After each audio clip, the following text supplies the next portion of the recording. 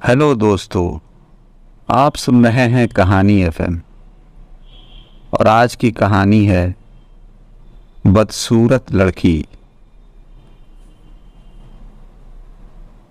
वैसे दुनिया में लड़की होना ही जिंदगी को काफ़ी मुश्किल बना देता है। और जब आप दिखने में अच्छे ना हो, पढ़ाई लिखाई में भी अच्छे ना हो, तब सोचिए कि परेशानी कितनी बड़ी है। पूजा बचपन से ही पढ़ाई लिखाई में कमज़ोर थी।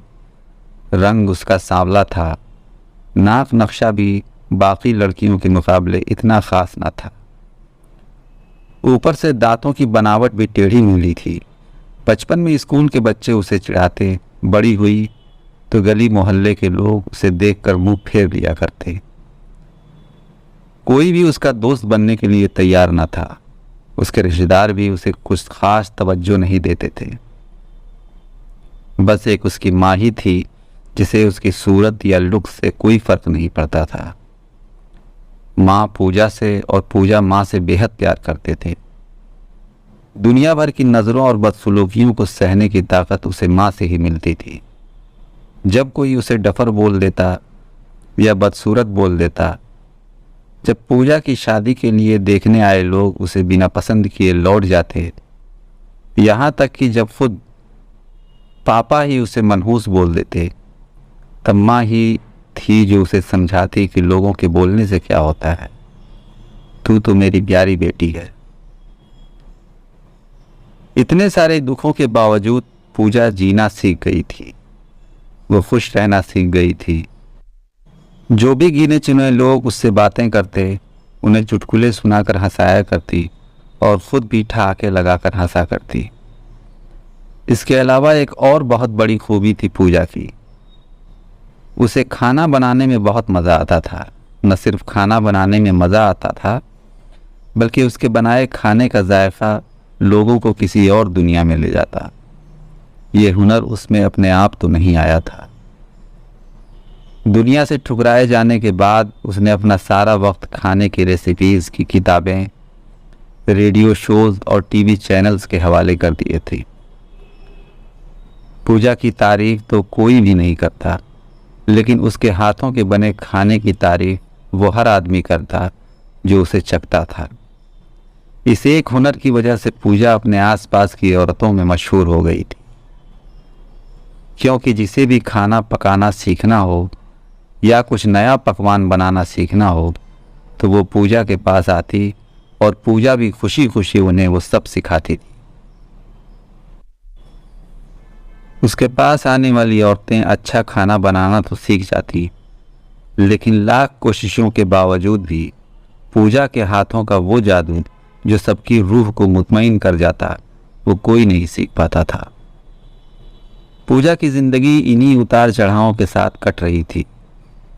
एक बार फिर से माँ बाप ने जी तोड़ कोशिश करके एक फैमिली को पूजा को देखने के लिए मना लिया था और अगले दिन लड़का पूजा को देखने आने वाला था। पूजा को इस बात की खबर होने पर वो दुखी और गुस्सा हो गई थी कि बिना उससे पूछे पता नहीं क्यों माँ बाप लड़कों को बुला लेते थे और उसका मजाक बना देते थे। माँ ने पूजा को समझाया कि ऐसा ही होता है, कोई भी बेटी अपने माँ बाप के यहाँ हमेशा नहीं रहती, उसे एक दिन शादी करके जाना ही पड़ता है। अगले दिन पूजा सुबह सुबह ही लड़के वालों के आने से पहले सज संवर कर कहीं निकल गई। उस दिन लड़के वाले घर आकर माँ बाप को बहुत खरी खोटी सुना कर गए। वैसे भी पापा को पूजा पर हमेशा ही गुस्सा रहता था, लेकिन उसकी इस हरकत ने उनको गुस्से से पागल कर दिया। उस दिन पापा ने पूजा का सारा गुस्सा माँ पर उतार दिया था, ये कहकर कि एक मनहूस बेटी को जन्म देकर भी तुम्हारा मन नहीं भरा था कि उसको लाड प्यार देकर सर पर बिठा लिया है। हमेशा अपनी बेटी के बारे में गलत बोलने वालों से नाराज़ रहने वाली माँ आज खुद पूजा से नाराज़ हो गई थी। वो अब पूजा के घर वापस आने की बेसब्री से राह देख रही थी ताकि अपना गुस्सा उस पर उतार सके। सूरज ढलने से पहले पूजा घर लौट आई। उसके चेहरे पर एक अजीब सी खुशी थी।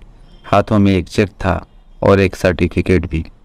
पूजा माँ से कुछ कहना चाहती थी, लेकिन इससे पहले कि पूजा अपने मुंह से एक भी लफ्ज़ बोल पाती, माँ ने उसे खरी खोटी सुनाना शुरू कर दिया। गुस्से में माँ बोलते बोलते इतना कुछ बोल गई जो पूजा ने कभी सपने में भी नहीं सोचा था। माँ ने कहा, बाकी लोग सही कहते थे, तुम सच में मनहूस हो, तुम्हारी वजह से हर कोई परेशान है। अच्छा होता जो तुम पैदा होते ही मर जाती तो हमें ये दिन देखना ना पड़ता। गुस्से में बड़बड़ाती और सब्जियां काट रही माँ ने एक बार भी पूजा की तरफ नहीं देखा था। पूजा माँ की बातें किसी पत्थर की मूरत की तरह सुन रही थी। पत्थर की ऐसी मूरत जिसके जिस्म में तो जान न हो लेकिन आंखों से आंसुओं की धारा बह रही हो। पूजा ने माँ से पूछा, माँ क्या सच में तुम भी चाहती हो कि मैं मर जाऊं? क्या इतनी बुरी हूं मैं? अभी भी गुस्सा सर पर सवार होने की वजह से माँ ने कह दिया, हाँ। बिना एक पल भी सोचे पूजा ने सीधा अपने कमरे में जाकर कमरा अंदर से बंद कर लिया था। 1-2 मिनट बाद गुस्सा थोड़ा शांत होने पर माँ को अपनी गलती का एहसास हुआ तो पूजा के रूम की तरफ गई। उन्हें पता चला कि पूजा ने रूम को अंदर से बंद कर लिया है। गुस्से में कुछ न कर ले इसलिए माँ ने फौरन पापा को इस बात की खबर दी। दोनों ने काफ़ी दरवाज़ा खोलने की कोशिश की लेकिन जब नाकामयाब रहे तो दरवाज़ा तोड़ दिया। अपने स्कार्फ से फांसी का फंदा तैयार कर पूजा पंखे से लटक रही थी। गनीमत है कि ज़्यादा वक्त नहीं हुआ था और वो सिर्फ बेहोश हुई थी। माँ पापा ने तुरंत उसे पंखे से अलग किया और बेड पर लिटाया। पापा ने फौरन डॉक्टर को फ़ोन किया। तब माँ का ध्यान बेहोश पड़ी पूजा के हाथ में पकड़े कागज़ के एक टुकड़े की तरफ गया। वो एक चिट्ठी थी जो पूजा ने अभी लिखी थी। उसके पास ही 5 लाख का चेक और 5 स्टार होटल में शेफ की नौकरी के लिए कन्फर्मेशन लेटर पड़ा था जो पूजा अपने साथ लाई थी। माँ और पापा ने वो चिट्ठी खोलकर पढ़ी जो उसने अभी अभी लिखी थी। चिट्ठी कुछ इस तरह थी, मम्मी और पापा, मैं जानती हूँ मेरे जन्म से लेकर आज के दिन तक मैंने ऐसा कुछ भी नहीं किया है जिस पर आप फख्र महसूस कर सकें, लेकिन मैं आपको बताना चाहती थी कि आज मैंने खाना पकाने के नेशनल लेवल कंपटीशन को जीत लिया है। ये 5 लाख का चेक मुझे पहली पोजीशन हासिल करने पर मिला है। जजेस को मेरा खाना इतना पसंद आया कि उन्होंने मुझे एक बहुत बड़े होटल में बतौर मास्टर शेफ नौकरी के लिए कन्फर्मेशन लेटर दे दिया है। पूरी दुनिया मेरे खिलाफ है।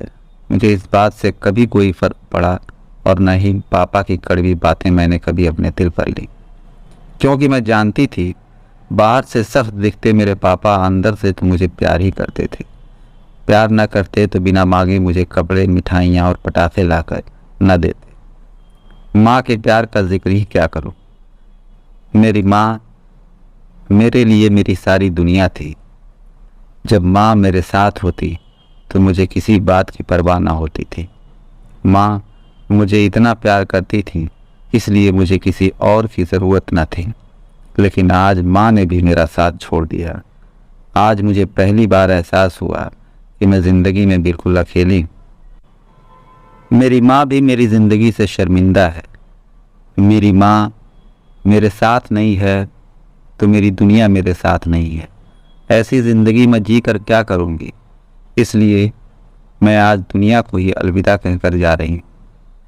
मैं जानती हूँ आपने कभी न कभी ऊपर वाले से ये दुआ ज़रूर मांगी होगी कि अगले जन्म मेरे जैसी औलाद ना मिले, लेकिन मैं हमेशा ये दुआ करती थी कि अगले जन्म में तो क्या, मेरे हर जन्म में मुझे आप जैसे ही माँ बाप मिले।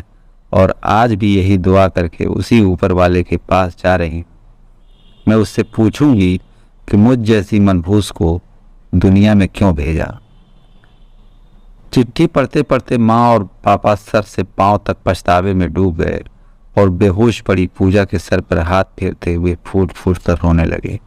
थोड़ी देर बाद डॉक्टर की दवा ने अपना रंग दिखाया और पूजा होश में आ गई। माँ ने फौरन उसको गले से लगा लिया। पापा भी उसके गले लगकर रो रहे थे। माँ ने कहा, क्या तुझे ज़रा सा भी हमारा ख्याल नहीं आया कि तेरे बाद हमारा क्या होता। हम तो जीते जी ही मर जाते। माँ की बातें और पापा को रोता देख पूजा को बहुत ज़्यादा पछतावा हुआ। उसने कहा, मम्मी पापा मुझे माफ़ कर दीजिए, मैं अपने किए पर शर्मिंदा हूँ। मैंने आप दोनों को आज बहुत दुख पहुँचाया है। पूजा की आंखों से भी आंसू बहे जा रहे थे। पापा, आज मैं समझ गई कि खुदकुशी किसी भी परेशानी का हल नहीं है। खुदकुशी करने वाला खुदकुशी तो कर लेता है, लेकिन जो लोग उसके पीछे छूट जाते हैं उनकी ज़िंदगी को हमेशा के लिए एक जहन्नम बना जाता है। वो लोग जिंदा तो होते हैं, लेकिन उनकी ज़िंदगी में न सुकून होता है न करार।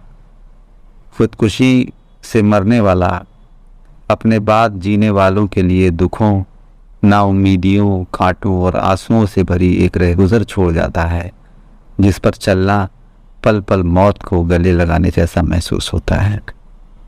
इसलिए पापा, मम्मी, आप लोग मुझे माफ़ कर दें।